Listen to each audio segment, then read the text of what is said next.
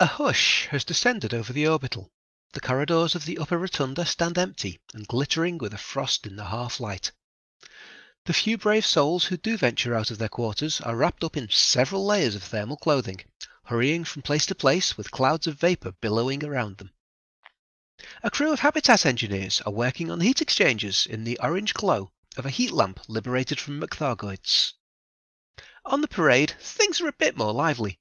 There are colourful stalls selling hot drinks and questionable sausages. A man is juggling fiery sticks, and couples are ice skating over by the arrivals desk. Wanders have entered into the spirit of things and are selling a range of heated nipple clamps. Someone has strung up a fancy fairy lights, and Gusto the Clown has made a rude ice sculpture. They've thrown a blanket over it now, but that's just made it worse. The security Momus Bog Spaniels have their warm coats on, and curling is the sport of the day. In the absence of curling stones, the teams are using some old shield boosters that were lying around. Floor mopping guy is in great demand as a sweeper, but they can't get him to stop sweeping, and most of the stones are now in the McThargoid's front window. The tannoys crackle, and the music falls silent. Everyone stops what they're doing and turns, listening. The icicles shake loose as a voice booms out. Our mics are live!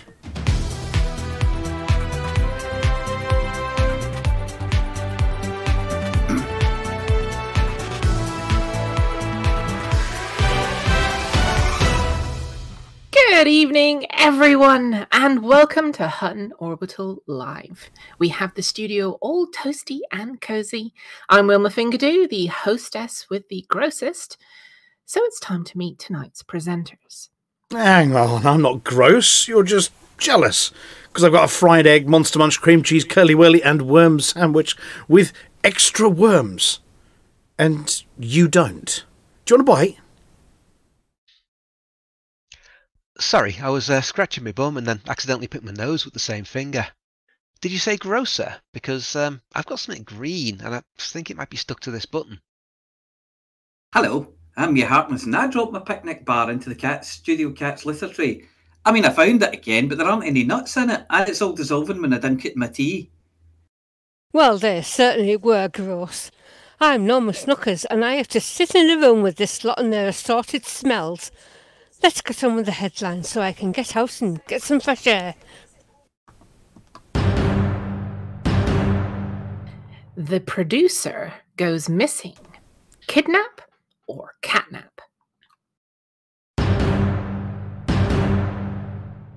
Pilots mull the Thargoid problem.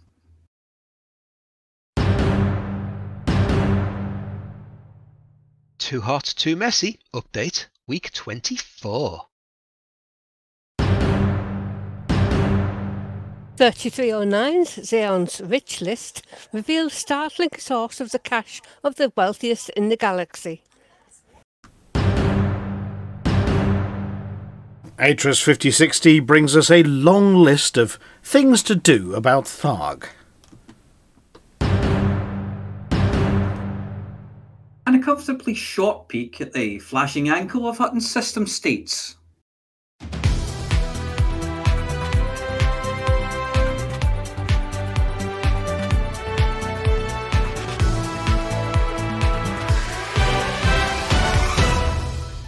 First this evening, worrying news from the Pilots Federation, as the first broadcast of 3309 appears to have been cancelled.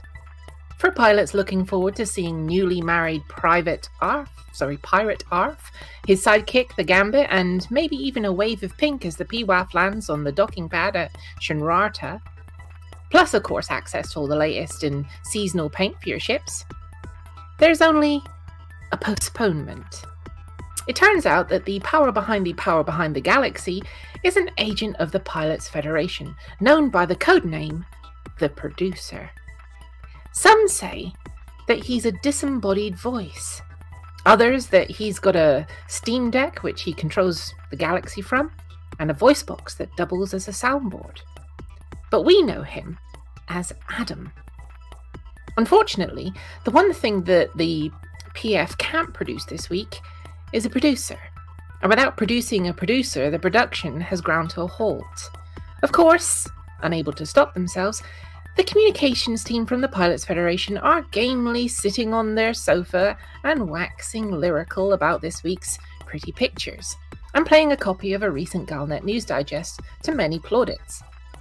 But the only person watching is the studio cat. We're not even sure if he's listening, as at the moment he's giving himself a tongue bath and contemplating knocking the Hutton mug off the shelf behind him. Adam, as he's known, has either A, got mods and hasn't got a Hutton mug, B, gone for a nap, and after a few weeks off due to the hard work in changing all the calendars over to 3309, C, has been kidnapped to stop the Pilots Federation giving away all their secrets, or D, all of the above. So, we wish him a speedy recovery, have yelled wake up, and have reminded everyone who might have kidnapped him that we'd like him back in one piece, and with at the very least all the essential parts working.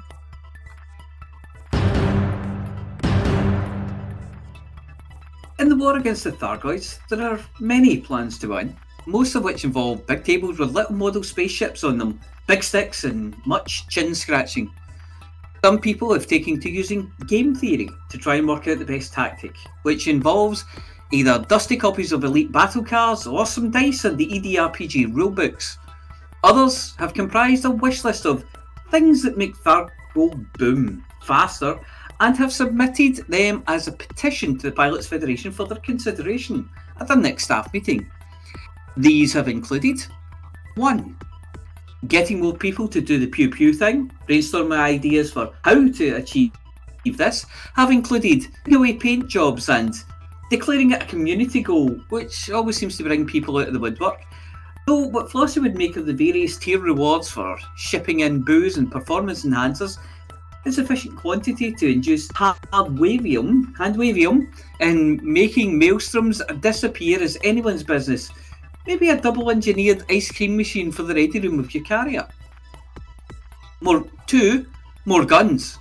In the absence of more people to take part, there's the option of making the people that are tougher than the genetic union of Jean-Claude Van Jameson, Ray Mears gut bacteria, Chuck Norris, and a bar of nugget, or nougat.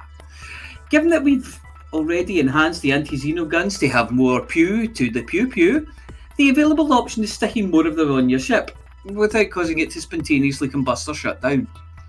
3. Controversially, pile off the work to the NPC Pilots Federation. After all, at the moment a lot of the effort appears to be as cannon fodder in combat zones, keeping things like the Thargoid swarms busy while you pop for a quickie reload and a cuppa between engagements. It's controversial as, despite there being an awful lot of them out there, most of them lurking around Hazres sites and picking fights with ships, they really shouldn't, while saying things like, "I'll boil you up!" There are concerns that the bottom would fall out of the bounty market if they were all to head for Thargoid war zones. 4. Better scanners. Now, this is a bit of a no-brainer though. How effective it would actually prove to be is currently unknown. At the moment, just about the only way to have anything other than the Mark I eyeball target as an exerted dart on a large Thargoid is to use the anti-xeno scanner, given that the range of the thing is about the same as the distance from the end of your nose to the outstretched hand, and the speed is somewhere in the same ballpark as the queue at the DMV. There have been calls for scientists and engineers to fit faster processors to your ship, giving targeting computers a solution that lets more people exert more hearts than the new couples on Valentine's Day. 5. Science the shit out of things. Give Canon a bunch of cash, a stack of those glowing sweetie things, some Guardian goodies and let them do their thing. After all, trying to science our way out of the problem using Guardian technology hasn't let us down yet, has it? Which solution they go for is, as of yet, unknown. But you could bet your bottom dollar, your last £5 note, that Flossy will reporting on something this week. This is which one they've gone for and how many tons of hydroponics and animal monitors will need to ship in order to achieve it. Oh, hang on. This tea tastes like shit.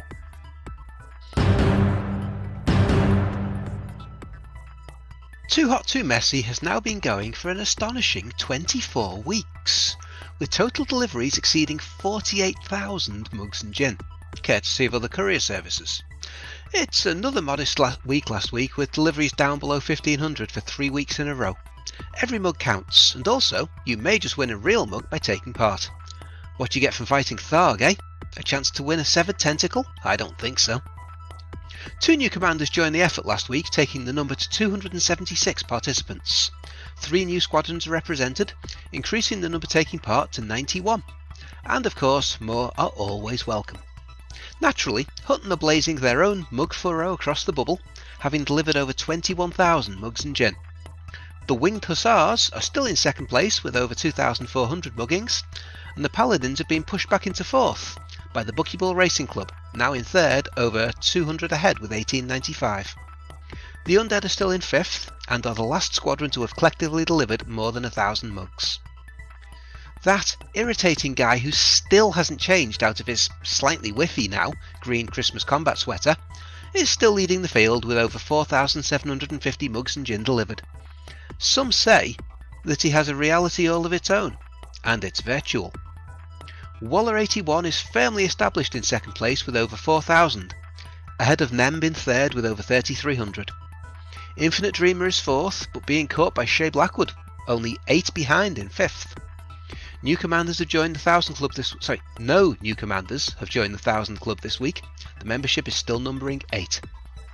Of course, we know all of this because it is tracked by the marvel that is the Hutton Helper, and updated live on the Too Hot Too Messy event page at hot.forthemug.com/hot_mess_2. Also, the Helper is now fully updated and supports both vanilla and choc chip versions of the game. So however you play, and wherever you play, your Hutton Rares contribution will be recognised automatically. Apart from the mere glory alone, there is the additional incentive in the form of a chance to win a real-world, Velcro-free, mods-preventing Hutton mug. Any commander that delivers 10 mugs and gin in the coming week will be entered into next week's draw to win a real Hutton mug. Unless of course you already have one, in which case you've already been immunised against mods and don't need one. 21 lucky commanders have accomplished this feat so far, and you can see a little golden mug next to their names in the top commanders table. So keep listening for this week's winner to be announced in the banter bit after the news. If you had delivered 10 mugs and gin each week, you'd have now racked up 230 deliveries next to your commander name. How do I join in the fun, I hear you ask? Well, first you need to sign up by downloading the Hutton Helper from hot.forthemug.com/download, where your mug and gin deliveries will be automatically registered for you by Antarius's genetically altered, multi-flavoured bionic hamsters. The Bank of Zeons, the only reliable bank in the galaxy other than stuffing credits under your mattress or your carrier full of high-value goods in the hope the price goes up, keeps their finger on the pulse of where everyone in the galaxy is making their credits. They're keen to ensure that when it comes to a certain part of society making cash hand over fist, they don't get bored, as bored customers stop making deposits, and without big deposits, the wheels of big business, capital investment and free giveaways via community goals stop turning and the galaxy grinds to a halt. Or at least the human part of it. The 3309 report into the members of the Pilots Federation's members' wealth has turned up a surprise. Gone are the days of bounty hunters rolling in cash like Scrooge McSidewinder with his money bin. Traders have fallen far behind everyone else when it comes to the oodles of bundles of notes in holdalls lying around the place. Even that old favourite, the Robigo Run, has nothing on this year's top-tier rich bastards of the galaxy list. It's bespectacled exobiologists. Okay, some of them don't wear spectacles. Some have wide-brimmed hats and leathery whips. But the most rich in the galaxy have one thing in common. They're traipsing uphill and down-dale and poking their dicinator at strange things. Experts in the honk, map, lands, poke, walk, poke again, walk some more, poke again, just to make sure process. Exobiology is where it's at if you want to make a pretty penny, and what's more, we're not talking the head off We're not talking the need to travel to the far-flung reaches of the Milky Way in search of rare life forms in order to make your money. A simple trip just outside the bubble, say 300 light years or so. Find somewhere that hasn't got someone else's size 9 boot prints on it yet, preferably something with a sulfur dioxide atmosphere and 2 life signs. Look for something that the cat sicked up. Poke it with an analyzer. Don't get in on your shoes, and one stratum tectonicas later, you're nearly 100 million credits richer. Find a system with 5 of them and bingo. One microsample of space goop sold to the crazy scientist with the accent over at Vista Genomics, and you've got enough to buy yourself a nice ship. 5 of them and you can get an anaconda with all the trimmings. 50? Well, that's a whole fleet carrier. All that for enough biological material to fill a small flask. Exploration purists like our very own Commander Wotherspoon are eager to state that it's not about the cash, it's about the stealthies and furthering exploration in the name of science. Finding that one metallic fungoid on the top of the impossibly steep hill you can't see from your ship, or the thing that looks rude so that Beetlejuice can paint it, or space loofers and stacked bongo drums. Completionists are up in arms that system after system has been scraped of its high-value items, leaving untagged pools of icky bacteria and forest after forest of boring radar dish-shaped goodies out there. However, if you want to join the rich list, sniff the sulfur dioxide and poke the squidgy thing, and you're laughing all the way to your own water world, complete with granny annex and hot tub. We miss the days of seeking weapons, where real pilots made their cash.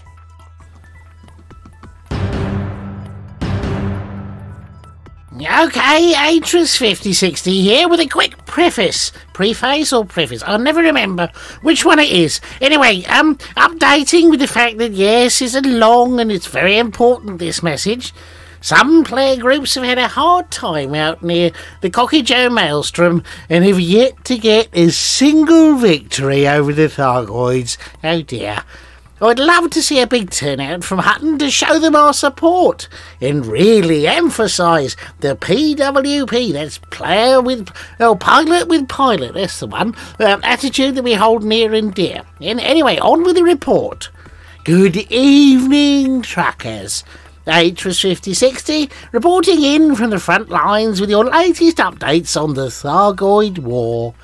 It's been a good week for our anti-Xeno pilots across the bubble, but this war is not won yet. Starting with the good news. Hackswing, alongside the Oya, was it OYA? I think it's Oya battle group, has successfully repelled the Thargoid invasions in hit 11111 and Yamaki rather quickly. We then moved on to assisting Canada Lab 69 in their experiment to liberate Heidi's Sector EQ-0, or is it an O? B6-3, that's not a B, an unoccupied system from Thargoid control. This experiment has given humanity's first ever reclamation of a system, as well as giving us our first solid piece of evidence that the further the Thargoid control system is from its maelstrom, the less resistance we face in reclaiming it. They just can't be bothered to head all that way. Further tests are needing to be done to confirm this, but it's a promising lead so far in understanding the Thargoid strategy, which appears to be can't be bothered. Unfortunately, it seems we weren't successful in defending Jeng and the other 3 Thargoid alert systems near the Oya Maelstrom. Excuse me. That's leading them to being invaded this week. That's terrible news.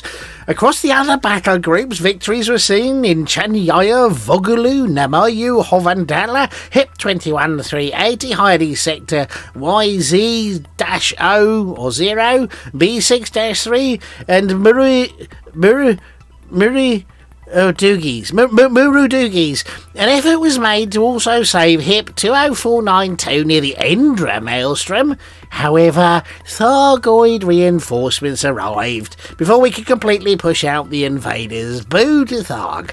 Anyway, some special shout-outs to Hackswing pilots Tollian, Captain -MD and the Hibernator, who's come out of hibernation, for their impressive kill counts over the last week, and to Commanders Boobtron, and Sinister Hedgehog, Brickley, for evacuating over 1,000 civilians. Your efforts are an inspiration to all of us here in Hackswing Command. While we've been successful across many fronts, there's been fierce opposition against humanity's efforts near the Cocky Joe Maelstrom, with many squadrons putting up a fight, but not having enough support to fend off the Thargoids. A call for aid was put out by Commander... They do this deliberately, you know. Bulbulnufus. Doofus of the Federal Liberal Command, bunch of hippies, as well as appeals to the AXI from Congressus Tenebris and Riders of the Void for additional support. Hackswing will answer the call and join up with the amazing pilots of Congressus Tenebris, Lunar Rising, Drakov Corporation, Riders of the Void, Fuerza de Defensa Cruz del Sur, Bright Star Venture, Nomads Galactic Tribes Alliance on their little donkeys, Torg Company, Blackbird Squadron Federal Liberal Command, Federal Republican Command, Minutemen Falcon's Nest Ice Storm Squadron, Deutsche Elite Pilotenstaffel, Elite Danger... Oh my goodness, Elite Dangerous AU and NZ, Explorers of the Anarchy, Noobs with Attitude, thank goodness that's an N, Fear Ragnarok, still a Nebula Project, the LOSP, Diavol, you know what, I had some of that once, gave me awful runs, Wraith Shipping and 51st Missilia. Oh my goodness, that's a list, isn't it? When asked about the last month fighting the Cocky Joe Maelstrom, Commander Bubble-Anufus had this to say: it's been unforgiving. Congressus Tenebris fight hard and have remained resilient. That's awfully good of them, you know. As system after system burns, they ever build support from factions near and some far. Shadow President Winter's call makes sense, and federal representatives have used our weight, particularly after Christmas, at the council, drawn in local support and directed federal forces to fight in Cocky Joe and in other independent spheres. Riders of the Void, they don't have a little donkey, I don't know what they ride. An invaluable partner muster support and fight to buffer nearby Dekiat against attack. In this week, the tide in Cocky Joe may turn and finally persistence be rewarded with a taste of victory. For that, we have many to thank. Oh, not more lists, please. No faction, no power must stand alone. These brave pilots have laid their lives on the line to hold back the Thargoids, and it's time we showed them they're not alone in this fight.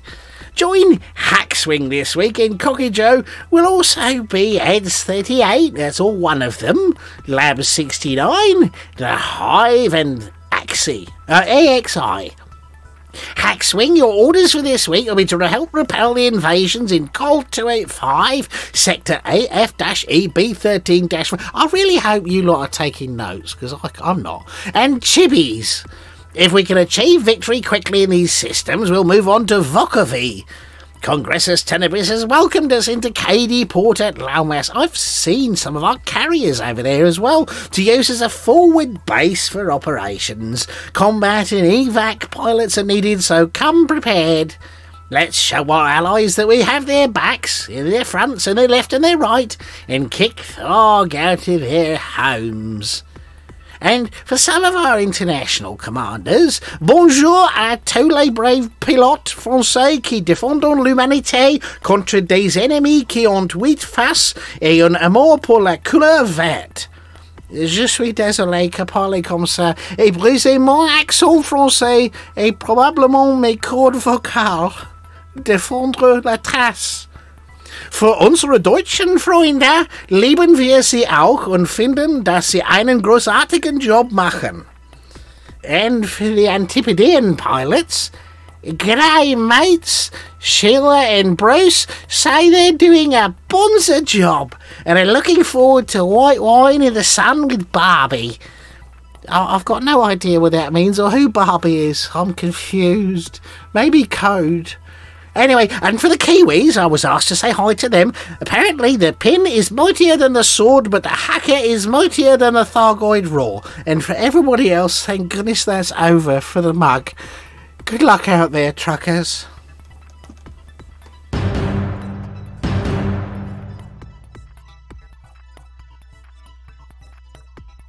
Yeah. Psst, Mia. Seamless. Apology, officer. Come in, please.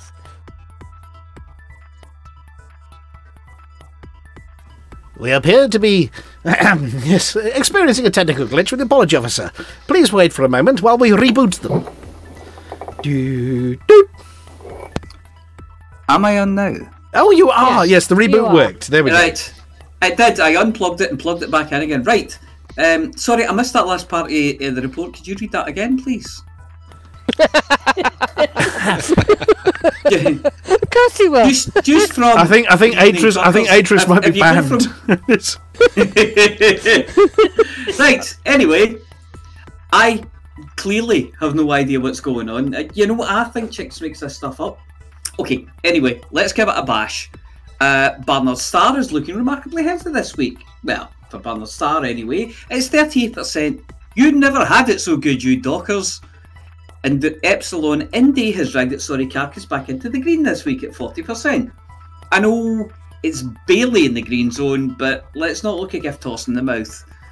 Narensis is looking a bit healthier too this week, so thank you to everyone who made efforts to get these systems on the go. At the overperforming end of things, the Hyco looks fit to bust at 65%, so go easy if you're out there. LP 245-10 and LP 522-81 are both close, so stay away if you can. Let nature take its course, and I'm sure it will all be back to normal next week. Priorities this week are: if you want to truck something, boost Epsilon Indy and Avic. If you want to shoot something, shoot something. I don't care. I'll be long gone by this time next week, and if you complain to chicks, I'll deny everything. So ha! Okay, hang on, that wasn't a picnic bar.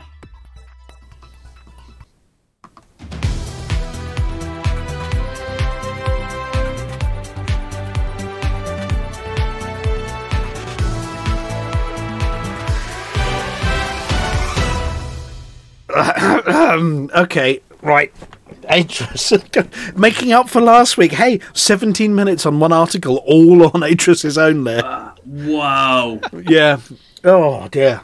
But apparently we do have some listeners in from parts foreign. So Atris said, "Oh, you don't suppose you could say something in French, could you?" And we can't forget the Germans and the Aussies. And all right, I'm just glad there wasn't a Chinese commander group or I don't know. You haven't get Henry in to do the French, do the Spanish this time either. Oh yes, he's doing very well at the Spanish. Yeah, but look, welcome back, welcome to the studio. I am joined in the studio this evening by the returning Amelia, back for another week. Well, yeah, because you're back from last week. Well, yeah, I was here last week. Yeah, I was here the week before last week as well. Yeah, I know, but I wasn't. It's okay. I'm returning to hear you.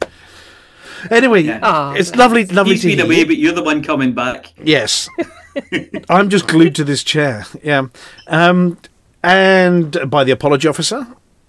Hello. Who has a lovely new microphone. I do. And that's why you couldn't hear me in that last article. Well, technology. Technology always lets us down. Talking of technology letting us down, Litho, you're back. Hello! You didn't run away screaming after last week when everything went pear-shaped. No, I just sat here and cried for 3 hours. Just technology, hey? He did, but he had his head off a door frame, and he's only just woken up. Yeah, well, it's brand new microphones plus shows plus I've been there, I've done that, I've had the same nightmares. I feel for you terribly, but hey, look, just 17 minutes of awesome. Yep. We just distilled it right down. You put it in one of those Liebig condensers and distilled off the bits that you needed and just kept those ones. I just focused on the fact that we finally beat Sean to the shortest show ever. Yeah. By quite a margin. Yeah, he's going to be hard pushed to beat us now. Yeah, just play this. Just like that. Yeah. And then I suppose... You've got to have one bong in the middle, I guess. And then the theme tune. Oh, and a bong. So one of those. And then just have seamless at the end. Seamless. Absolutely. That's it. And just no yelling in my ear. Yeah, I've got the microphones on. Just, yeah. And then all that's left to do after that is... Oh, absolutely. And put the test card up. You can hear the ice cubes. You can hear the ice cubes. Anyway, yes, and we've also got Flossy. Hello. Oh, you're excited. You came bouncing into the studio this week. Because Yeah. I think after weeks and weeks and weeks of no community goals, you might be able to tell us which one of those options from earlier, from the news article, might be the chosen option for this week's Let's Try and Beat Tharg a little bit better than last week. Yeah. Yeah. Or it could be an evil plan by Tharg to take us all off to do some shipping instead of beating his forces, which is a dilemma. It is. Yeah. Yes. You know, do you take a week to have some practice in the nets, or you just get out there and aim for a 6? Well, I have no idea. Anyway, If flying a Type 9 with no weapons, it's not a dilemma. no. I may have attacked the Tharg. I realised I'd gone out. I forgot to put my guns back on the crate, and ended up having to ram them to death with the crate a few times. And how did that work out for you? Pardon? How did that work out for you? Well, I had to take a week to fly out from the pub and get some rebuys. Yeah. Yeah. But apart from that... Well, yeah, and then there was the incident with being sent to jail when trying to defend a station, and Yeah. So there was a Frontier live stream this week.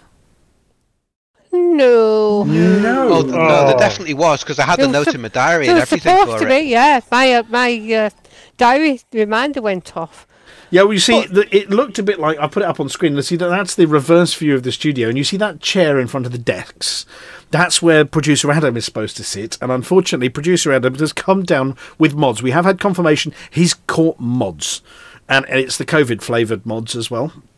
And on the basis that being behind the decks means he's breathing towards all the presenters and things, I think they decided probably not a good idea to give the entire community team mods. You stay at home and please don't give us plague. Oh, and get well soon. That's quite a fancy studio setup, though, isn't it? It's not bad. Those rows of buttons. Mm. Those rows of buttons. We like buttons.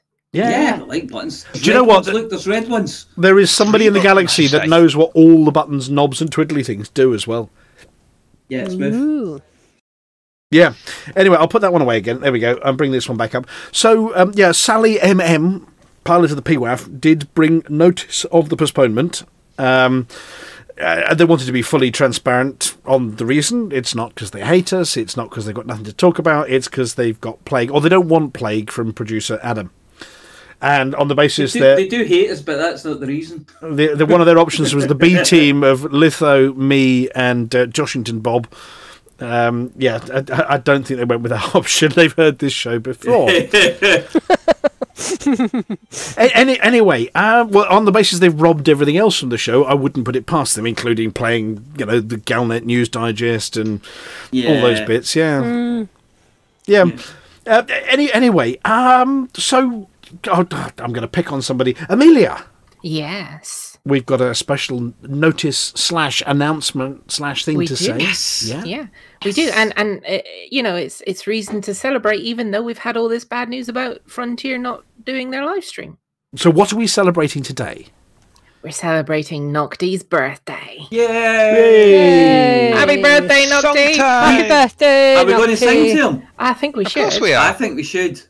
I thought Okay. it was obligatory. I do love also on the way three. when you listen to it back that in our ears we're all in time, but when the stream comes out we're all marvellously out of time with each other due to internet lag. In my ears, we are at no point in time. And there's only one of us in Or tune. With that's Flossy. It's not me. Flossy, give me a C. Happy birthday tune. Yes. There we go. Right, quick. 1, 2, 3. Happy Happy birthday to you. Happy birthday to you. Happy birthday to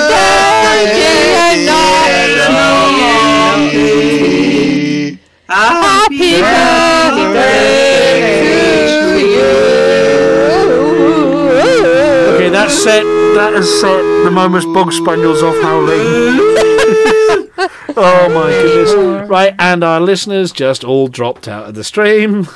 Anyway. Yeah, come back! Yes. Why did that happen? Oh, my Is that a ears. technical issue? I think all three of them have just reached for the mute button and run away. They've often watched somebody smooth the mellifluous like that Woolies chap that we keep raiding at the end of the show. Yeah, it must be a Twitch issue. They all disconnected simultaneously, so it must be a server problem. Yeah. Fire alarm sounding. No, we're not yelling that word yet, Volcarius. That's naughty. Right, so we have some space news. Apology officer, do you want to talk about the first one for us? Well, yeah, give me a wee second here to actually open it up and see what it's about. It's Remember what one it is? Well, it was something to do with jumbo jets and jumbo jets and rockets and Cornish virgins. How did it go? Badly. Right. So well, first it went really well, and then it went badly. It only went badly in a relative sense, though. I mean, it was in over one part velocity didn't work. sense. Yeah, it took off and it fired away and it went away up into the sky, and then the first bit broke off, and that was okay. That was meant to happen. It came off in your hand. Whoosh, whoosh, and after the second whoosh, they went, "Hang on, that's nowhere near where it's supposed to be." Oh, hang on, it's falling. What do we do? Watch it. And then there was some plummeting, and then it got wet. Yeah, anomalous. Somewhere off the west coast of Africa, I think it sort of plummeted. Yeah, a bit. It started off really well. Yeah. Now here's the thing: that there was. Hi, Eugene. Hi, Eugene. Hi, Eugene. Eugene, Hi, the green room's over there. Yeah. Right. Hey, well, Eugene. Here's the thing about it. There were a few tens of thousands of people watching the launch as well, and there was a lot of commentary in there that basically it was 5 guys in a shed with a copper with his jacket over the back of a seat on one side, next to the kebab van, and they'd borrowed a camera from the 1980s and strapped it to the rocket. Now, you know, NASA is a very expensive operation. They have 400 people in the room with the latest screens, and there's a reason why NASA rockets cost billions of pounds. Now, the idea behind this one is we're not trying to spend billions of pounds, we're trying to get the stuff up into space, which in theory would have been great if it had got there. But yes, the live stream wasn't exactly a high budget, so it was a bit faulty towers. No. Yeah. It was a bit 1970s sitcom in terms of quality. But hey, look. Was it that episode where he starts whipping his car with a birch branch? Yeah, wasn't that an advert? Yeah, it was one of those. But basically, and there were a load of people stood in a car park to watch the plane take off. And then, of course, the plane then flew out of sight before it dropped the rockets. So they basically saw a jumbo jet take off. Into the middle of the Atlantic somewhere. But if you watch the... I think they had... that's that plane finder app on screen. So you could see that plane going through with no call sign, and all the other planes being kept well away from it. Well, it's about to launch an enormous rocket. Why. Yes. Yeah. And there was a good reason they went from there, because the path of the rocket takes it past Spain and down past the west coast of Africa, where it's not going to land on anybody's house. It might land on a boat, but I think the boats are all told to stay well clear as well. Though, you know, what you can do if you're in a boat when somebody says, "Oh, it's heading for you," is quick, turn the engine up a bit. You can't exactly swerve out the way of an incoming rocket at the speeds it was doing, or plummeting. Yeah. It definitely will have hit terminal velocity. Or not doing. Yes. Yeah. It did get pretty high, though. I mean, it was well up there. Yeah, it did. But then it... Yeah. Yeah, it just came down very quickly. And then there was some JWST. JWST, Litho?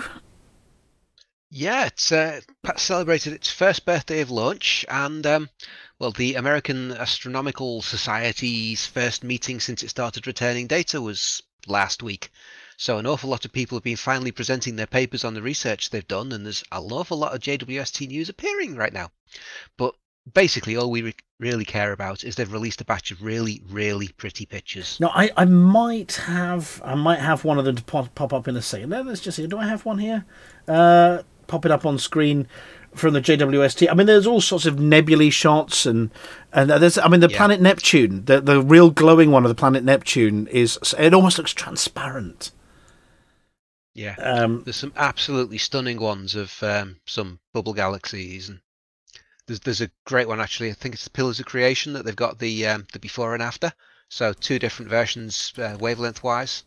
Oh yes. So you can see one that's and there's a swipe bar that you can just move backwards and forwards if you follow the link.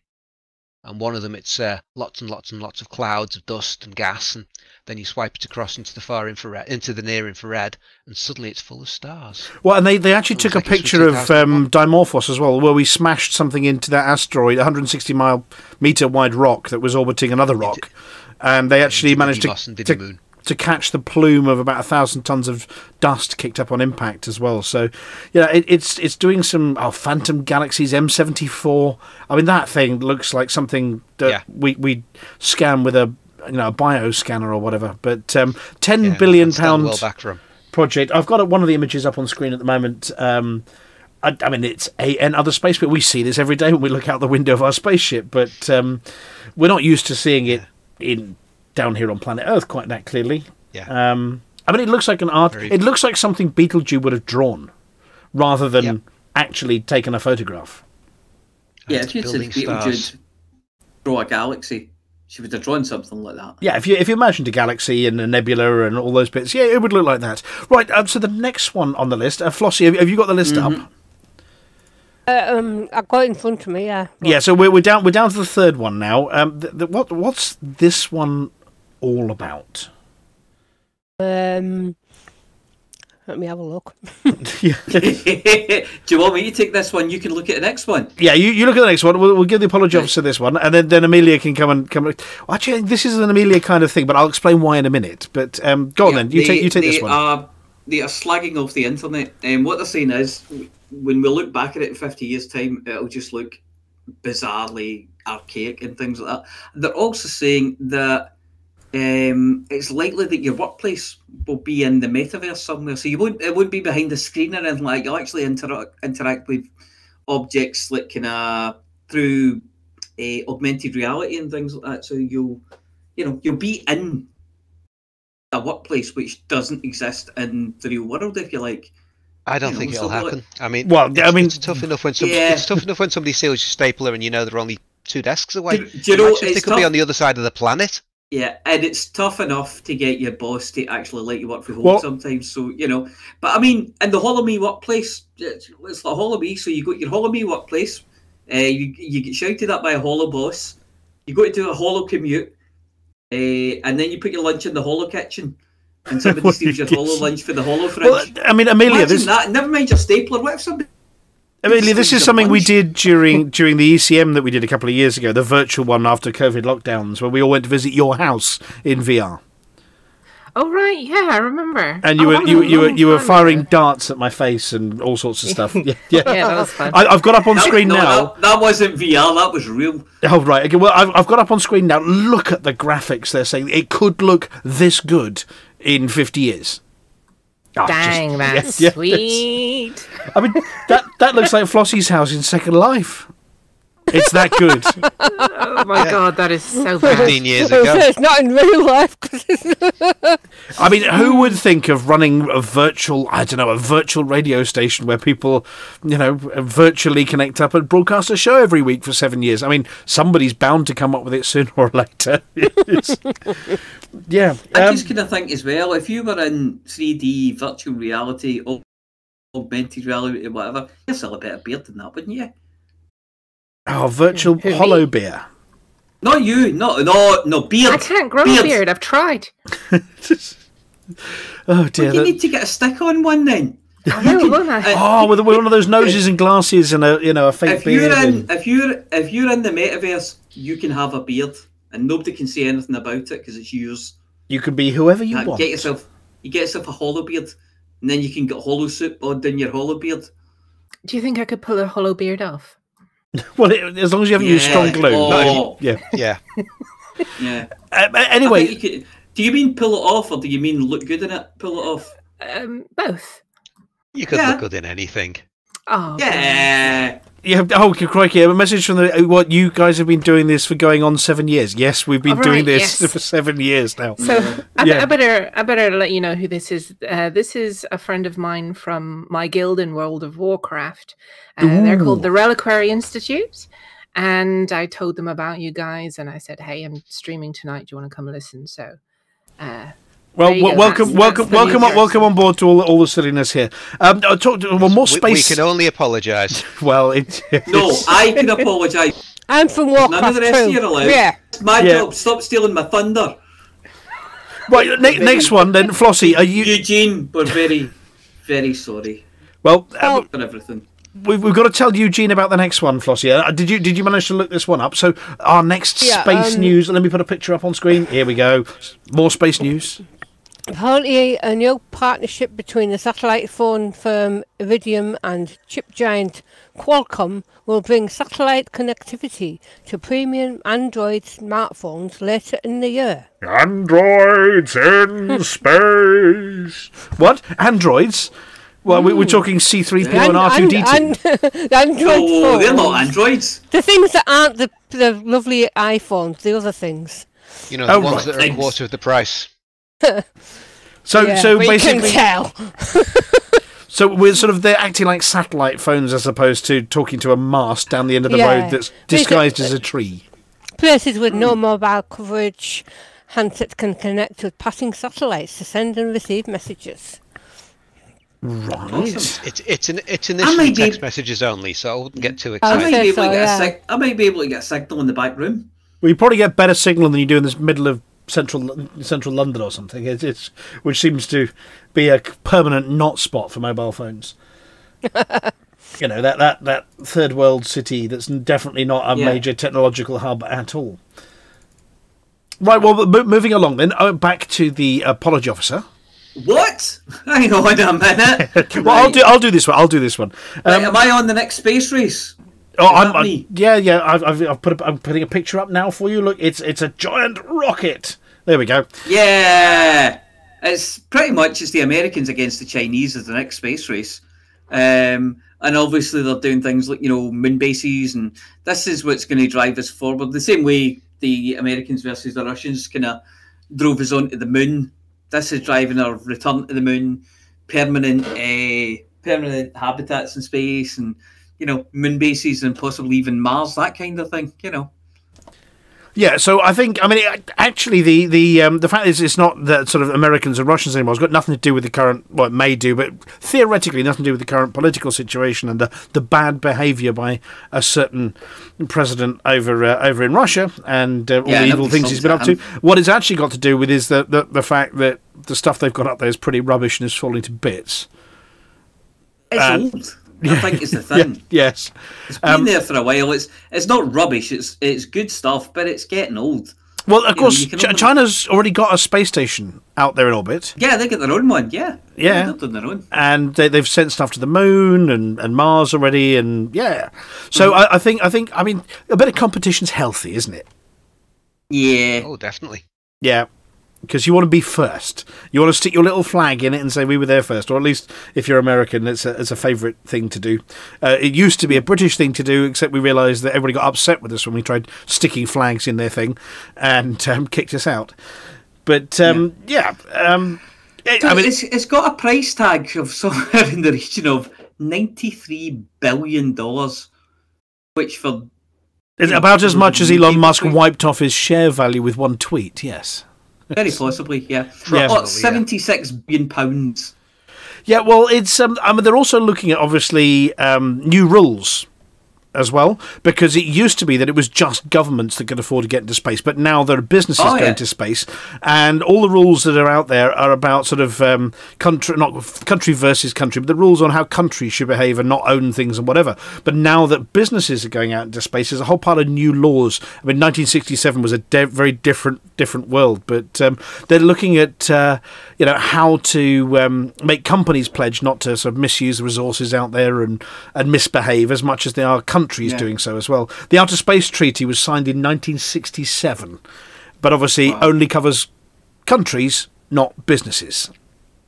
Although I'm sure Space Force are all over it. Oh, there are space lawyers making an absolute packet out of all of this. Right, and then in terms of space news, I haven't got a picture of this one yet because it's a video. Well, I might have a picture. This one. So who wants donuts? Anybody for donuts? I'll do the donuts. Ooh, I might be able to get a picture up for you. Hang on a second. Space donuts. Yeah, space donuts. Well, I mean, this is really cool because, I mean, it's the way the guy describes this event happening. It sounds like David Attenborough.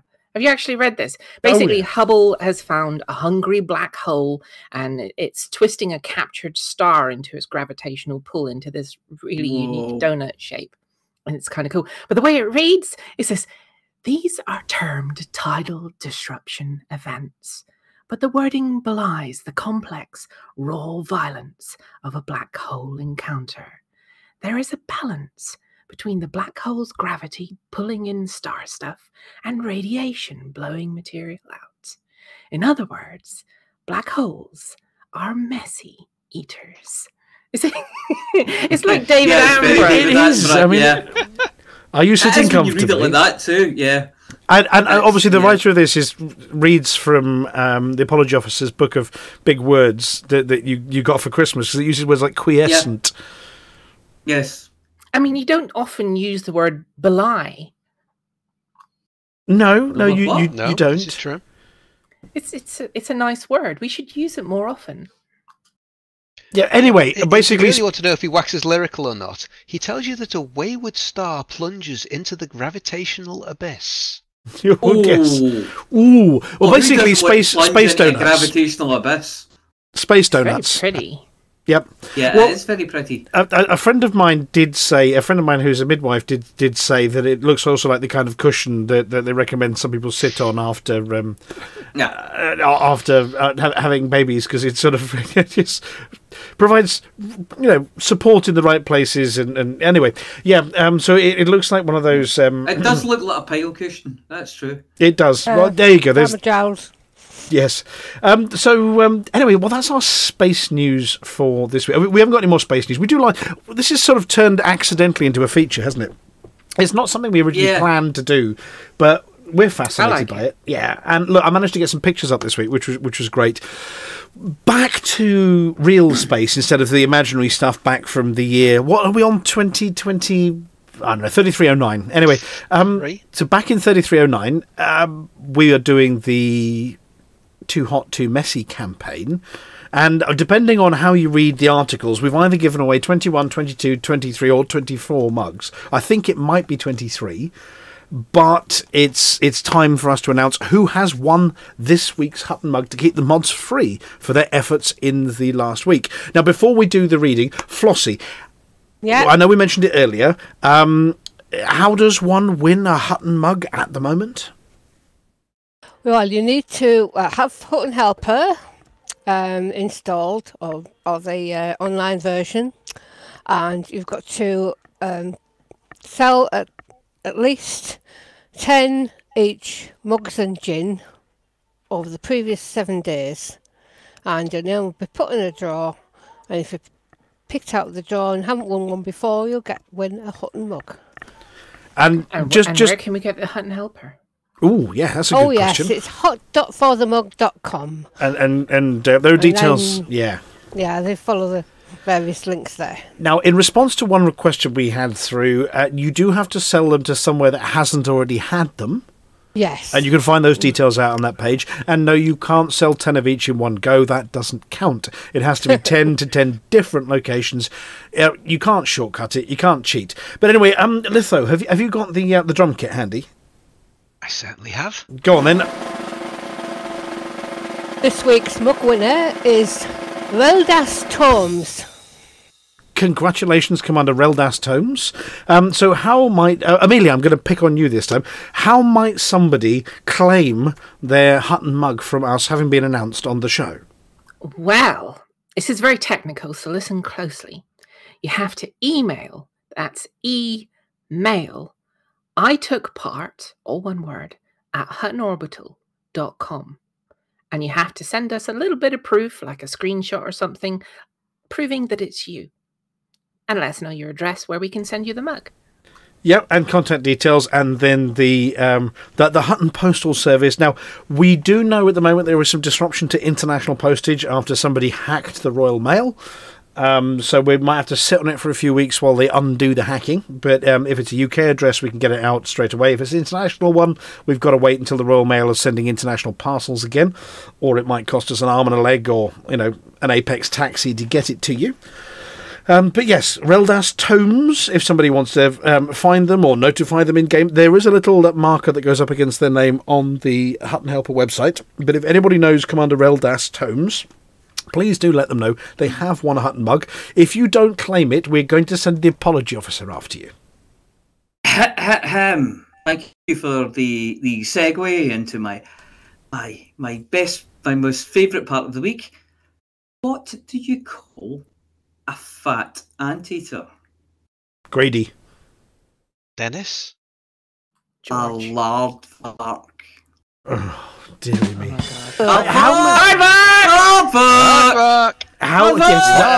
That is our sign to move on. Aardvarks. You're going to run out of aardvark jokes sometime soon. You really are. I think they bought a book full. Oh, God. I've found a website. Oh my God, you found a website. And it hasn't been shut down yet.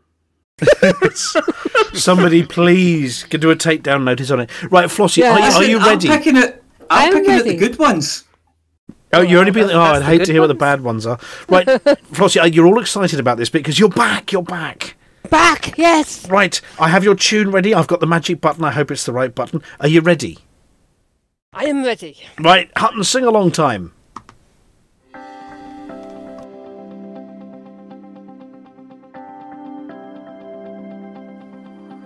It's Flossy. It's Flossy. It's Flossy. It's Flossy. And the community goes.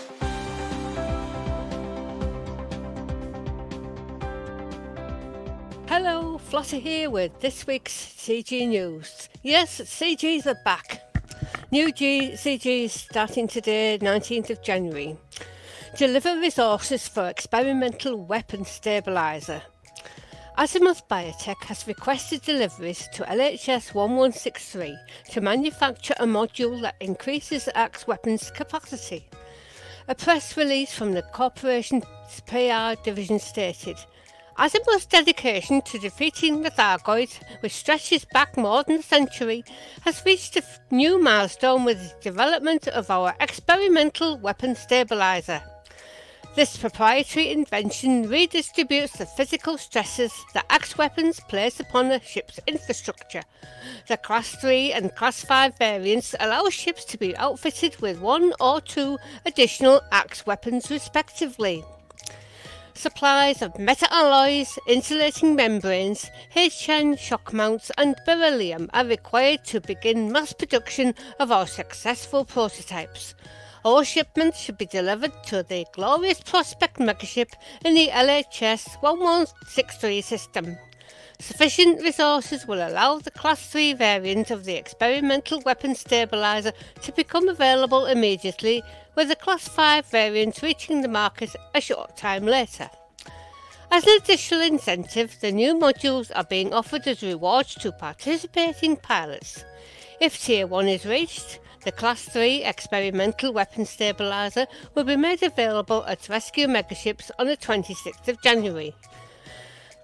The Class 5 experimental weapon stabiliser will be made available at rescue megaships on the 2nd of February. If Tier 2 is reached, the top 25% of participants will receive one Class 3 experimental weapon stabiliser on the 26th of January.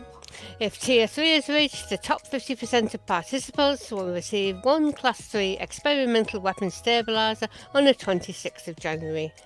The top 25% of participants will also receive one Class 5 experimental weapon stabiliser on the 2nd of February. All participant module rewards will be placed in storage at the Glorious Prospect. The campaign began today, the 19th of January, and will run for 1 week. If the final target is met earlier than planned, the campaign will end immediately. To earn rewards, you must sign up as an active participant before delivering meta-alloys, insulating membranes, HN shock mounts and beryllium to Glorious Prospects in the LHS 1163 system. And the second CG is Protect Azimuth Biotech Initiative deliveries. Azimuth Biotech is also overseeing a bounty hunting initiative in LHS 1163 to protect trade ships bringing shipments of goods to the Glorious Prospect. Bounty vouchers can be handed in at the megaship for additional credit rewards based on contribution levels. The campaign began today and will run for 1 week, and if the final target met earlier than planned, the campaign will end immediately. To earn rewards, you must sign up as an active participant before handing in bounty vouchers at Glorious Prospects in the LHS 1163 system. Only bounty vouchers handed in after signing up will count towards your personal contribution total.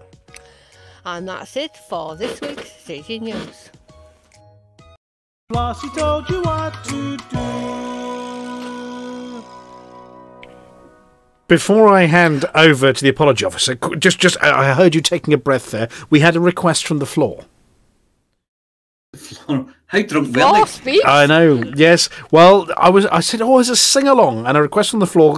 But what about the other one? We missed the other one. Is there another one? Yes, there is. The other song. Because there hasn't been an interstellar initiative for a long time. Yeah. I don't know if there ever will be, unfortunately. So what do we think? Should we just give them a little dose of the short interstellar initiatives?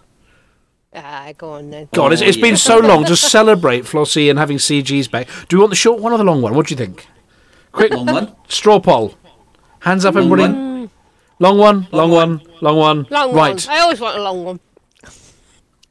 Do you know? The universe is in trouble.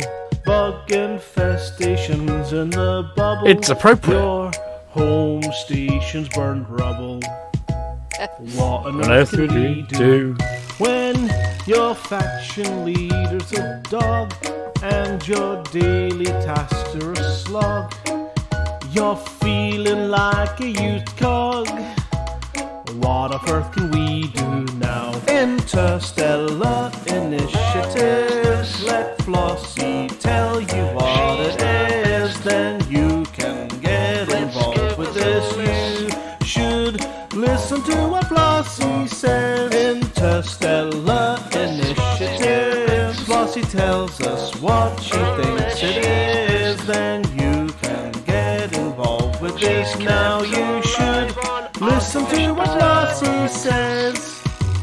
Listen to what Flossy says. What on earth can we do? Do what Flossy tells you to. What if she talks nonsense? Interstellar initiatives. Let Flossy tell you what it is. Then you can get involved with this. You should listen to what Flossy says. Now we heard what Flossy said. We can put this matter to bed. Just keep her voice in your head. Flossy told you what to do. And now we hand over to two mighty titans of news. It's Beetlejuice and Witherspoon with the Galnet News Digest.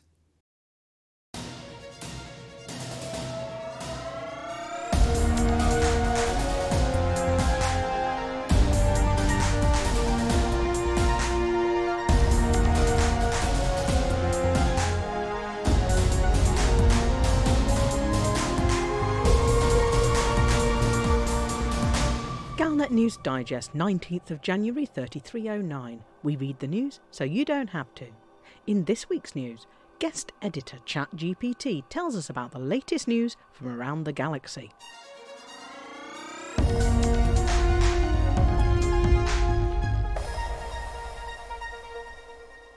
I am unable to provide you the latest Galnet news as it is constantly updating. Galnet is a news feed system that provides news and updates for commanders throughout the galaxy. It covers a wide range of topics, including updates on events, initiatives, community goals, and new features.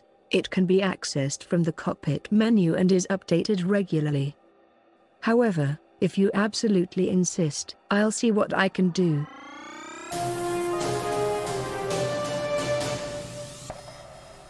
Emperor Arissa Lavigne Duval has expressed satisfaction with the progress of the Empire's military and scientific advancements since the Battle of HIP 22460.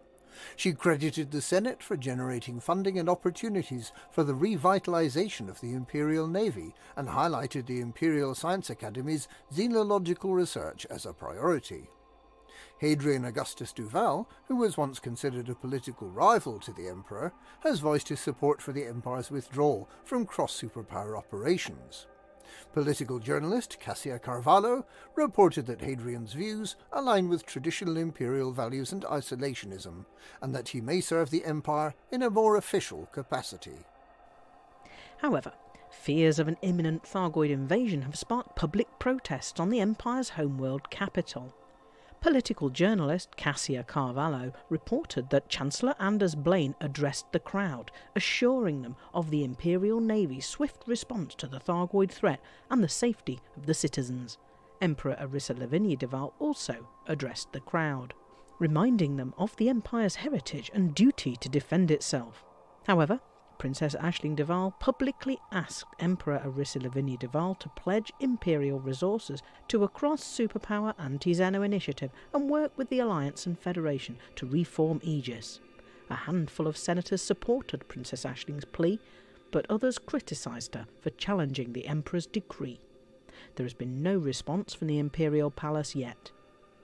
Gudrun Vestergaard, a royal correspondent for the Imperial Herald, commented that this might cause friction between Aisling and her cousin Hadrian Duval, who has long held isolationist beliefs that align with imperial policy.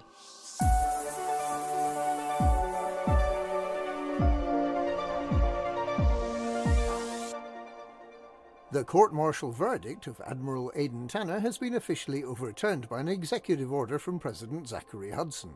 He was convicted of mutiny and unlawful military action when in November 3307 he attempted to take control of Hindmine Starport while in command of the Musashi megaship, claiming that databanks at the headquarters of Taurus Mining Ventures, as Azimuth Biotech was then known, contained evidence that Salvation's anti-Xeno superweapons were designed to attract the Thargoids into populated systems before they were deployed. A legal review last September, after the Proteus wave was used to entice Thargoids to HIP 22460, substantiated Tanner's claims. His sentence was commuted to time served, but his dishonourable discharge was upheld. The granting of clemency by President Hudson quashes the convictions of mutiny and unlawful military action. Fleet Admiral Taiyo Mayokori also supported this presidential pardon, and Admiral Aidan Tanner has been formally reinstated and is already being briefed on strategic plans regarding the Thargoids.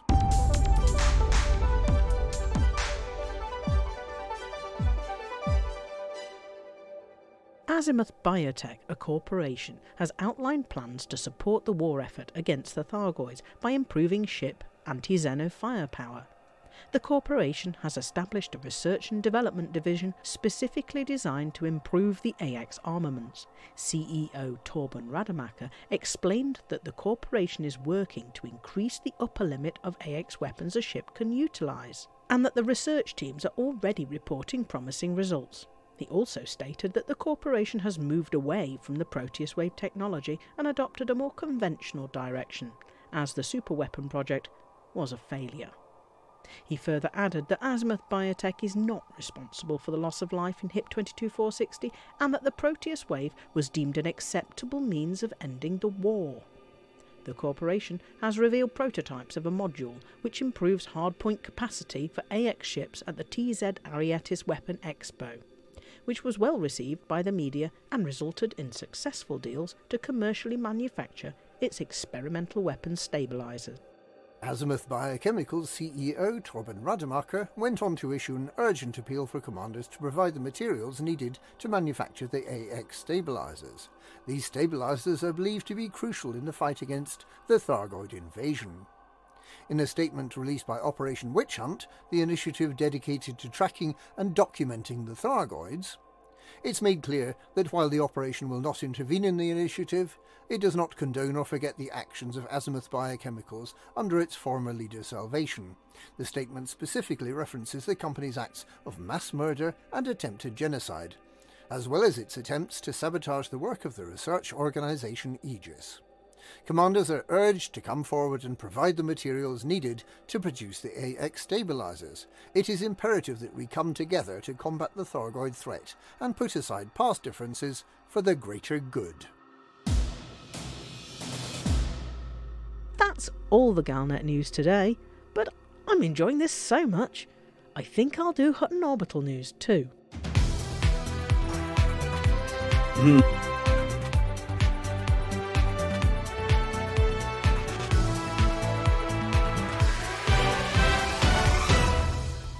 In the show Hutton Orbital News, on the 19th of January, many humorous scenarios were described. The introduction describes a scene in a fictional orbital or space station where the environment is cold and the people are bundled up in thermal clothing. The atmosphere is lively, with stalls selling hot drinks, ice skating and a clown making a sculpture. There is a sport of curling, but the curling stones have been replaced with shield boosters. A crew of engineers are working on the heat exchangers, and there is an announcement made over the loudspeaker that causes everyone to stop and listen. The scene is set in a place where things are happening and is described in a detailed manner that creates a vivid picture in the mind of the listener.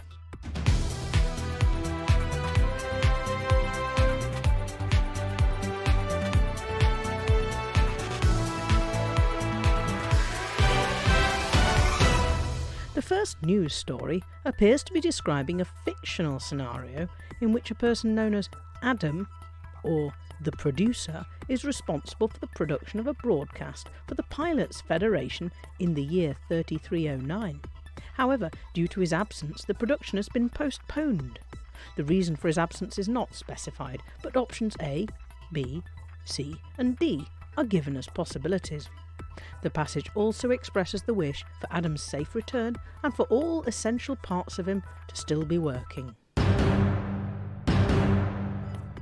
The second news story describes various plans for winning a fictional war against the Thargoids. The plans are presented in a humorous and tongue-in-cheek manner. The plans include using game theory and petitions to the Pilots Federation, increasing the number of people participating in the war effort, adding more weapons to ships, relying on NPC pilots, improving scanners and using science and Guardian technology to defeat the Thargoids. The passage also implies that the final decision on which plan to use is yet to be made, and that there may be updates on the situation in the near future. The third story describes a fictional event called Too Hot, Too Messy, which is a campaign to deliver mugs and gin to a specific location. The event has been ongoing for 24 weeks and has had a total of 48,000 mugs and gin delivered by various participants. The event is tracked by a tool called Hutton Helper, and updates are provided on a website. The passage also mentions that there are different squadrons participating and individual commanders can compete with each other to deliver the most mugs and gin. There is an incentive for participants to win a real-world mug by delivering 10 mugs and gin in 1 week. The passage also provides information on how to join the event by downloading the Hutton Helper and registering deliveries. The fourth news story is describing a fictional report from the Bank of Zeons, which states that the most wealthy members of the Pilots Federation are exobiologists, specifically those who engage in the process of honk, map, land, poke, walk, poke again, walk some more, poke again, just to make sure, in order to discover and collect samples of rare life forms. The passage notes that these exobiologists are able to make significant amounts of money by selling their discoveries to organisations such as Vista Genomics. The passage also mentions that some pilots prioritise exploration and scientific discovery over financial gain, and that some people believe that the excessive collection of rare life forms is causing a depletion of interesting discoveries in the galaxy.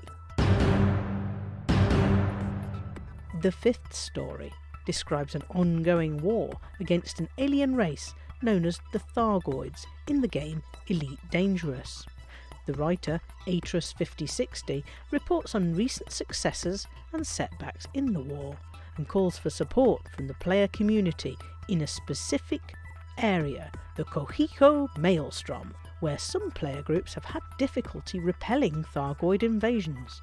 The writer also mentions the use of game theory and experimentation to understand the Thargoid strategy, and mentions specific player groups and squadrons that have been successful in the war effort. The sixth and final story makes little sense, as it talks about different systems' health and priorities that are not clear. That's the end of the news. It's important to stay informed about the current events in the game. Remember to always stay safe and have fun while playing. For the mug. And that's this week's AI-generated Galnet News. Galnet News, we generatively recombine the news so you don't have to.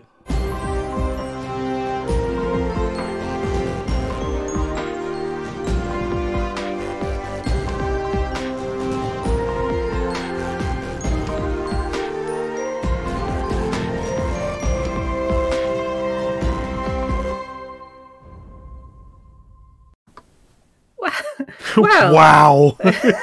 Thank you, Commanders Beetlejude and Witherspoon. I think we all feel quite redundant now.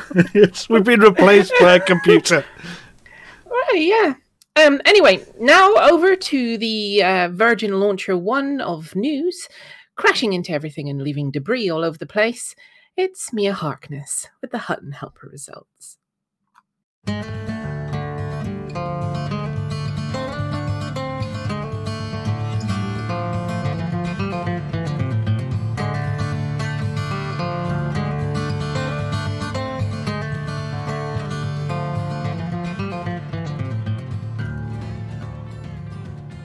Welcome to the Hutton Helper results. The Hutton Helper results are sponsored by the Hutton Helper, the only third-party resource to come with a free pair of those Thinsulate socks that didn't sell at Christmas. This week we have the following events: the Heat Death of the Universe Cup, the Icicles on Your Icicles tournament, the Hot Water Bottle Javu Trophy, the Don't Lick Anything Metal Charity Shield, the Jack Frost nipping at your nose is actually frostbite, spectacular, and the I'm going outside now, I may be sometime award.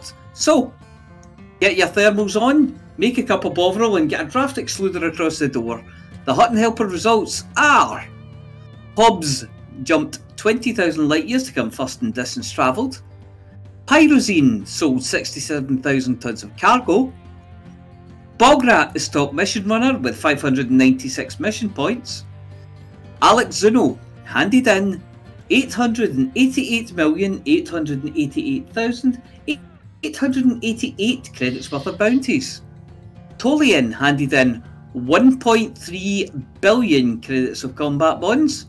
And Miet 11 delivered 3,018 people to their various destinations. So, decals this week for Hobbs, Pyrozine, Tolian, Miet 11, Torquay Mouse for Our Mind, Thorned Rose for Objects Scanned. Please email I took part at HuttonOrbital.com and arranged to collect your Hutton decal kit, which this week consists of a packet of ice lollies, an ice sculpture of Elf Hutton, and a penguin for company. There have been 6 Hutton runs in the last 7 days. Take it the sales over at Wonders then. I did hear an announcement about cheap cocktails at Fat Ernie's though. Anyway, the top 5 are Uber Dave 5993, 1 hour 23 minutes 52 seconds. Jintosh, 1 hour 24 minutes and 19 seconds. Retired Navy IT1, 1 hour 24 minutes and 33 seconds. Norbert Patinod, 1 hour 26 minutes exactly. And Bandicoot, 1 hour 46 minutes and 54 seconds.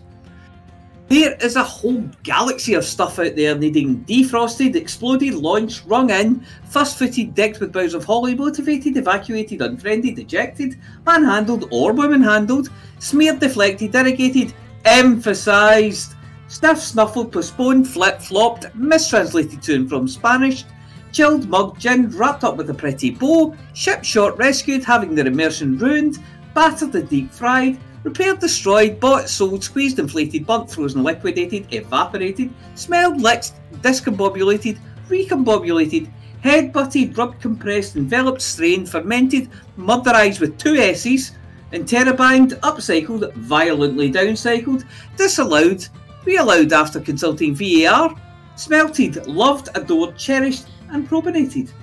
And you can earn yourself a very fetching Hutton decal for doing it. To get involved, you just have to go to hot.forthemug.com and download or sign up for the spectacular Hutton Helper, available in 3 enticing formats. Let's face it, anything has to be better than waking up from cryonic hibernation to discover your family only paid enough to freeze your head. Anyway, that's it for this week. Back to Studio 5.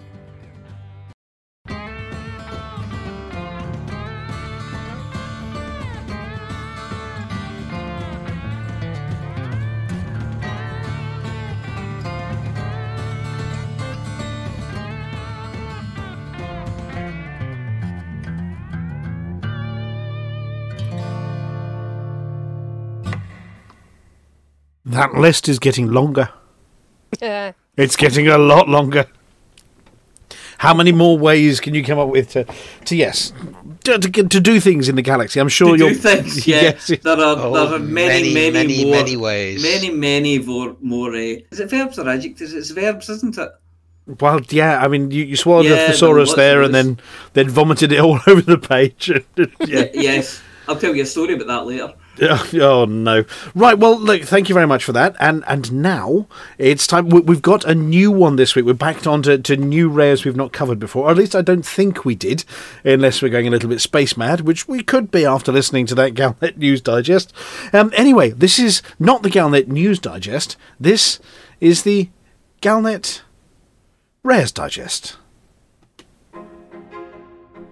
Good evening.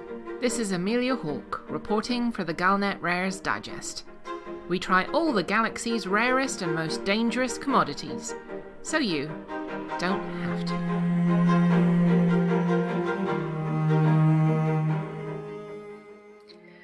When the apocalypse comes, when the space lanes are no longer suitable for humanity to traverse, or we can no longer navigate the space lanes through the wonder of frame shift jumps, it might well come to pass that on the habitable planets in the galaxy, we're stuck there with our own ingenuity and are forced to live as we once did on Earth, farming our own food without the aid of complex machines and equipment. A simpler lifestyle, agrarian, and as we've spread out so far with fewer people for each landmass. It sounds almost idyllic, and indeed some civilizations actively pursue a life away from technology and machines, preferring the toil of the human hand and having the satisfaction of eating food that's untouched by added chemicals or industrial processes.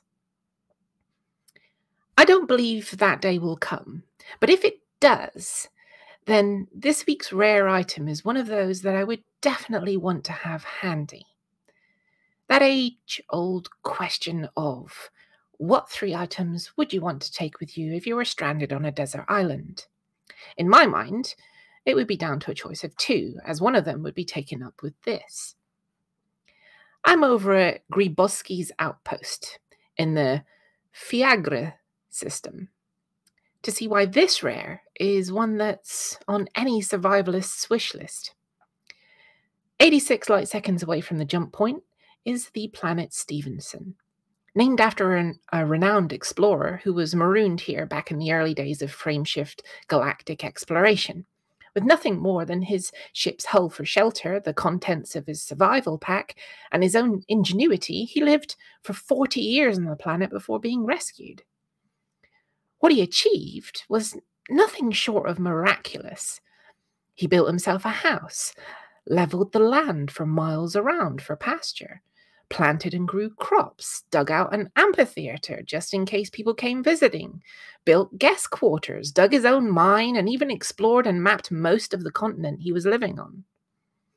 All of this after ship systems failed, fuel ran out, and he was relegated to using tools he crafted himself. The secret to all of this? Well, a creature he discovered on the planet. He tamed it, selectively bred, and, as with beasts of burden from old Earth, turned into his 4-legged version of a tractor, / food source, / mount. The giant Verix, the most versatile beast of burden in the galaxy, can be found on only one planet, here in Fiagre. They don't breed in captivity, or at least not anywhere other than this planet, which means the corporation run by his ancestors are the only source of this marvelous beast. You can buy 6 tons of this at a time, which is 1, and an immature one at that. Buy less than 6 tons in one go and you're getting a fertilized embryo in a giant growth tank. But 6 tons it is. These things are huge. I'm standing outside the Stevenson family ranch where they keep their prime breeding stock and looking out across the plain, and even from a distance, they're impressive. A full-grown adult giant Verix bull is the size of a prehistoric relative of the elephant. They live a long time and just get bigger and bigger and bigger. Picture an adult bull, but armored like a rhino, with 4 horns growing out of its head, the strength of a hippo, and the intelligence of, well, a trained spaniel. These aren't dumb herbivores. They're true omnivores, and whilst they don't mind grazing away on the delicious natural grasses and trees, they're just as happy running down other creatures, spearing them on those impressive horns, and then chowing on whatever they can find. As for intelligence, their eyes are bright and alert, and they respond astonishingly well to training. Give them a task, and they single-mindedly, and with mostly good humour, busy themselves stomping some flat land or tilling it with their horns. Need a few boulders hauling out of the way? Well, it's a gain to your average Verix. They're playful too.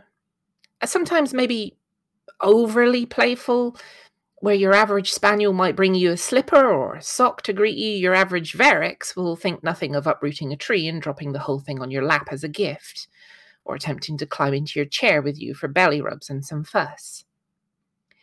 And, well, at 6 tons, you can see how that might end badly.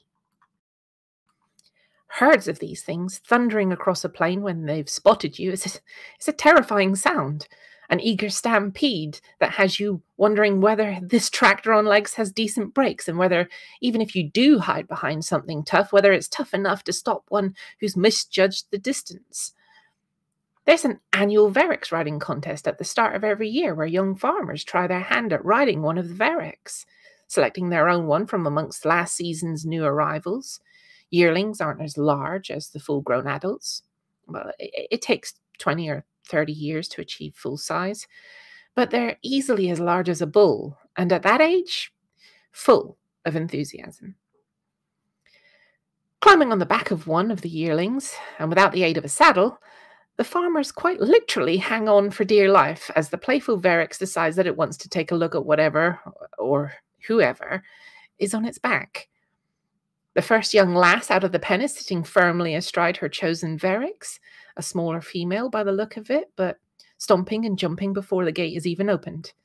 She's hanging on to the horns. The rear back swept set are almost designed as handles, and the shoulder ridge of the Verix makes a perfect perch. She's doing well.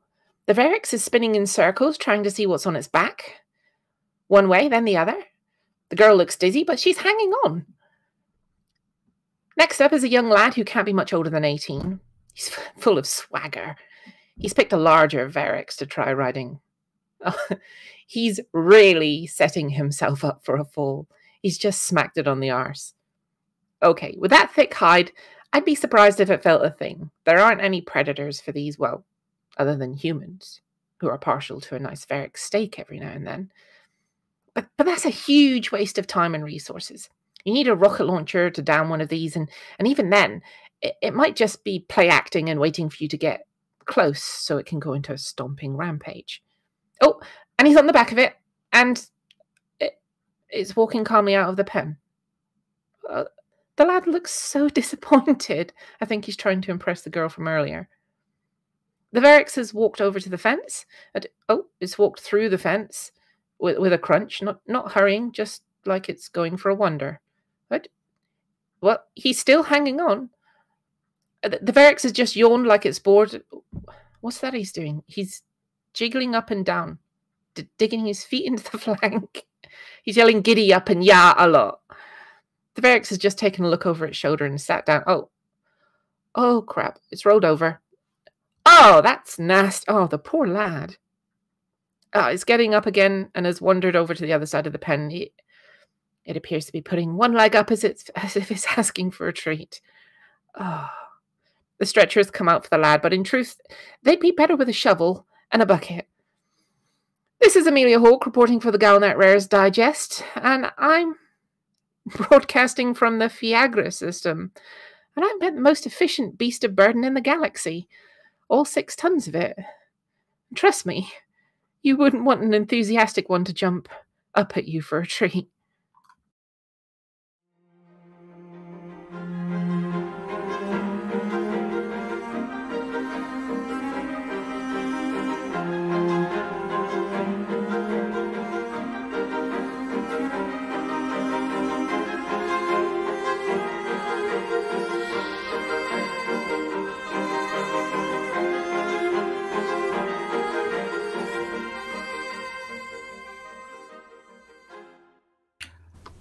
I'm just glad it wasn't me. An enthusiastic, prehistoric elephant-sized creature with the attitude of a spaniel puppy. And the armour of a rhino. The armour of a rhino. So, just out of curiosity, was she impressed then? You know what? After that, I'm pretty sure she was. Yeah. She was very impressed with the Verix, yes. Yeah. I mean, not with the rider, more with the Verix than the rider. But that crunch noise as it rolled over. I mean, he didn't even have time to scream. It was just squish. Yeah. It's like, what's going on? Oh, no, I know. But they are the most sought-after beasts of burden in the galaxy. I mean, these things can do just about anything a tractor can do, or, you want to roll an SRV over 8, 9, 10 times and squash it flat, ready for, flat packing, use a giant Verix. And they're edible. Dogs like that. Yeah, 16,000 credits. That's not too bad. I mean, that's relatively cheap. And they do last a long time, and they're practically indestructible. Yeah, pretty much. Yeah. And you don't need to put fuel in them. You just sort of let it out, and it eats its way through a whole forest, or all the creatures in it, or just or whatever it can find. It's inaudible. You let it out. How do you keep it in? What do they want to play with you? This is the thing. They're so darn friendly. You just say, "Here, Verix," and then you dive out the way before it crushes you. Yes. You see a heel and you realise you crushed it for you. But, no, I mean, they are very sought after. They're pretty rare. I mean, they take a while to breed and grow, but... and they're only available in that one world. Absolutely. Yeah, they don't... naturally bred as well. They're not coming. Well, I mean, I don't even want to go into the mating routines of something that large and terrifying. It's just all I would say is move any loose crockery off the shelves. Exactly. Its seismometer might be measuring, how enthusiastic they're being. Yes. But anyway, well, thank you very much, Amelia. That's my pleasure. Yep. We do have one last thing before we end the show, though. Well, not the shouty thing, though, because I have to warn people about that, because we've got new listeners. And in that case, we have two more things. And we have to do that sort of slightly off mic, so we don't actually deafen them. We wouldn't want lawsuits and things, But go on, you ask the question. Well, we've got this thing going now, word of the week. Mia tells us what the word of the week is. Yes, would you like to know what the word of the week is this week? I would very much like to know what the word of the week is. The word of the week for this week is womble cropped. And can you use it in a sentence, please? You can. The meaning of it first, sentence will make more sense that way. The meaning is severe digestive discomfort. And if I use it in a sentence, the sentence is, hot sauce gave her womble crumped, but she couldn't say no to the challenge. I've got the womble crumped. I need to go for a lie down. Severe digestive discomfort. I wouldn't suggest a lie down. Is that Verix? You might have to go visit the porcelain gazunder if you've got womble crumped. Yes, I've got the womble crumped. Is that what the smell is? I've had one too many McThargoids, and I'm not feeling very well right now. Yes. We should start putting the last week's word of the week into next week's script. Yeah. Let's do that. Oh no, there's a challenge. There's a challenge. Well, we're talking of next week. I'm disappearing again. I'm hopping onto an airy plane over on Saturday to go back to back to the studio. Yeah, no, back to the future. Back to the studio over in LA to catch up with Mr. Delancey this time. Who's Q. And we're catching up with Claudia again for some extra lines. It was so well received that we're going to do some extra lines with Claudia Christian. And obviously Gates McFadden, who we couldn't see last time because she had mods and hadn't got a Hutton mug. But she's now available and mods free and is coming to studio to do her voice pack as well. Title yet undecided, or at least we can't publish what it is. But she was Beverly Crusher in Star Trek. And also, she was one of the Muppeteers who ran the Muppets back in the 80s. And Muppets Take Manhattan, I think she was one of the Muppeteers on it, controlling the Muppets. And also the choreographer on Labyrinth. There you go. Nice. That big dancing ballroom scene with David Bowie and Jennifer Connelly, I believe that was her work choreographing all of that. Cool. Which is quite impressive. Very impressive, a very impressive CV. Yeah. But it's going to be a delight to meet her and put her together for another voice pack. Other than that, I'm not going to be around next Thursday. As a result so I'm going to be overseas. Are you going to have another bite of the cherry? I believe that Josh is working on it next week. Oh, it's Josh's week next week. Okay. Well, we look forward to it. I am going to, because we finish in the studio on Wednesday, actually have time to sit down and pen a few words. So we shouldn't be scriptless, assuming the internet works. We're staying at the same place, so the internet was good there. And we are actually catching up. We're going to be having a dual catch-up. I am actually catching up with Radio Sidewinder while I'm out there. Oh. So, yes, we have Commander Ravenholt, who is one of the brains behind Radio Sidewinder, who's actually joining us over there as well as a sound tech, which is his former career, and he's been lending us a hand with the sound pack. So we're going to have a Hutton Orbital meets Radio Sidewinder mashup at some point while we're there. Which is nice. Orbital Sidewinders. Well, yes, but not the orange Sidewinder, because they don't work that far west. I'm looking forward. The wrong side of DSO. I'm looking forward to coming back with jet lag again, which I now know how much I hate coming east again afterwards. So I'm going to be enjoying that one. You'd be better coming back with the people for HCS voice packs instead. But, yeah. You can go around the other way. I could go around the other way, but it's a longer way that way, isn't it? Yeah, but you wouldn't get the east jet lag. You just get twice as much WestJet. Yeah, and I think we'd be flying over bits of the world that maybe aren't friendly to Hutton truckers, potentially, as well. Bits of the world that are throwing things at you. You and each other, and yeah. So, unless we went over the top. Well, I suppose that's a possibility. It's a bit cold up there, though. Holes in the ozone layer, but they're going to be fixed in, I don't know, about 20 years from now anyway. Right, well, that's it for the show for this week. Thank you very much to everybody who's come to join us. There have been drops active throughout this, so we're hoping that those of you who missed out on many hours of catching drops last week have made up a few minutes anyway. The drops will be active again next week. I think that should be the last week of drops, so if you haven't yet topped off your latest paint jobs, then you do have another opportunity next week. Other than that, now this is where we put out a warning, and we seriously mean this warning. If you have headphones on, or if you're sitting near your speakers, it's about to get incredibly loud in a minute or two. So we do recommend for this next bit, just unplug the earphones, move them away from your ears a tiny bit. We're going to give you a minute or so to sort that one out. And before I go as well, are we raiding? Unplug your earphones so it comes straight out of the TV screen at you. Are we raiding again this week? Before I do this, somebody. Who we raiding? Who's on? Well, should we raid Woolies again now? He's been enjoying the company. Yeah. Yeah, why not? Can somebody check whether Woolies is actually broadcasting this week? He is. He is. Right, well, I'm going... He's talking in there at the moment, so yeah, you're good.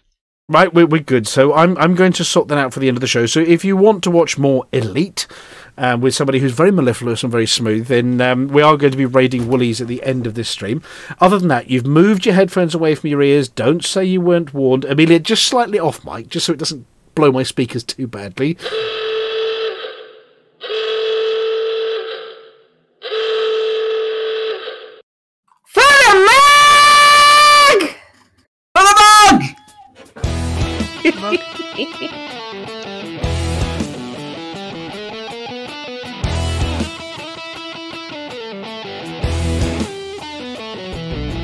No journey too long and no cargo too small.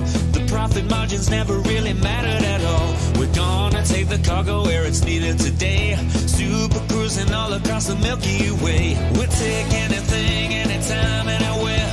Loading up the T-9s to the brim with grain. For the mug, yeah, you know just where we're coming from. For the mug, now everybody sing the Hutton Trucker song. For the mug. Flossy always seems to crash into the sun. Swivel likes the pilot on the Xbox One. Alvin at the front, you know he leads us well. Trucking across the galaxy, now everybody yell. For the mug. Yeah, you know just where we're coming from. For the mug. Now everybody sing the Hutton Trucker song. For the mug. Yeah, you know just where we're coming from. For the mug. Now everybody sing the Hutton Trucker song.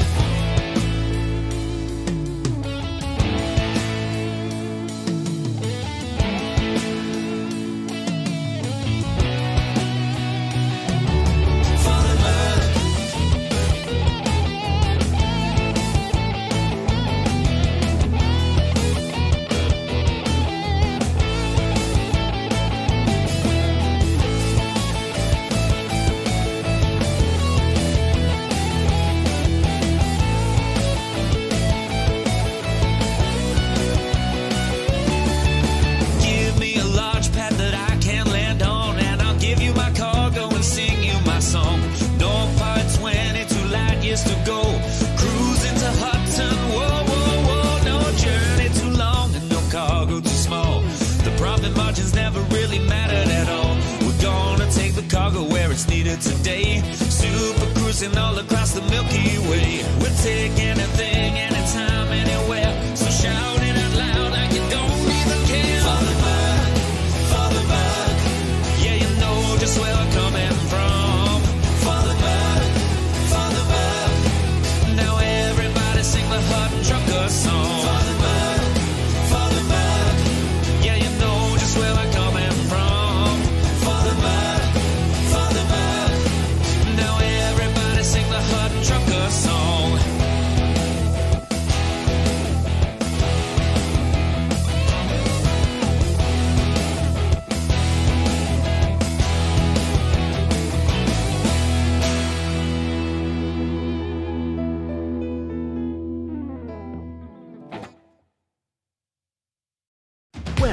Ladies and gentlemen, that's the end of the show. Everyone's buggered off now, so why don't you bugger off too?